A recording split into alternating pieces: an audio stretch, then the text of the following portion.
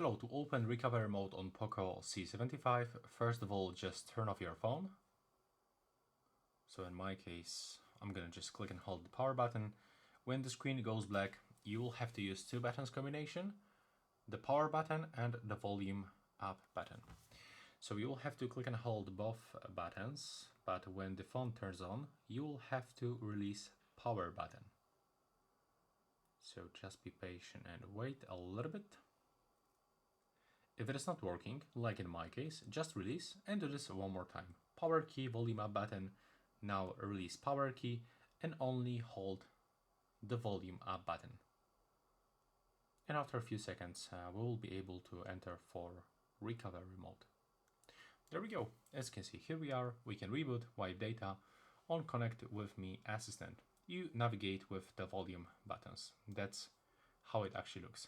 That will be all.